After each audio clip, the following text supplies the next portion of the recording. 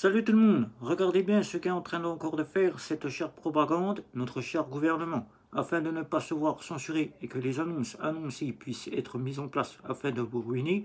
Regardez bien ce qu'il est en train de faire, nommer Belkacem à la Cour des comptes, alors que son cher mari est tout part le président du groupe PS, groupe Parti Socialiste.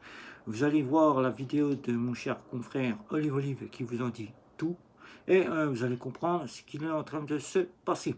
Ce cher gouvernement est en train de vous pourrir jusqu'au bout. Il trouve des solutions. Il nomme des personnes à la Cour des comptes pour ne pas se voir censuré. Alors, il serait peut-être temps pour vous de faire la part des choses. Et regardez bien cette vidéo. C'est parti. Parce que la magouille politique, je peux vous assurer qu'elle est bel et bien en route. Belkacem, nommée à la Cour des comptes. Elle vient de se choper un super poste. Belkacem à la Cour des comptes. C'est qui le mari de Belkacem? C'est Boris Vallaud. Et c'est qui Boris Vallaud? C'est le président des socialistes. C'est le grand patron des socialistes. Si les socialistes ne votent pas la motion de censure, le gouvernement Bayrou saute pas, et toutes les dispositions qu'il a mis sur la table pour nous tordre en quatre, il passe, tout simplement.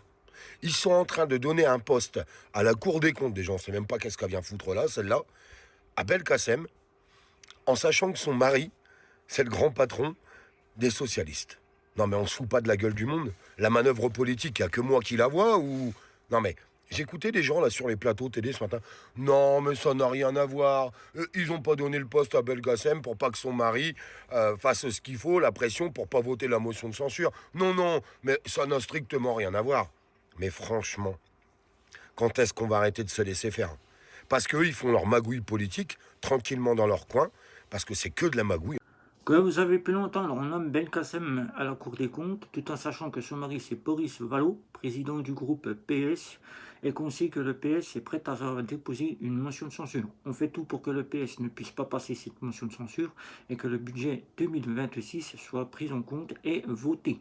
Alors, ne croyez pas que ceci ne passera pas, il passera de toute façon, même s'il n'y a pas censure ou il y a censure, le 49.3 va tomber comme à chaque fois et le budget 2026 va être là. Donc votre portefeuille va en subir, on va tous avoir une année noire, on va tous aller au fond du trou. Alors il serait peut-être temps de vous réveiller et de vous dire que le samedi et dimanche, c'est pas en restant sur le canapé devant Netflix que les choses vont bouger. Alors ciao ciao.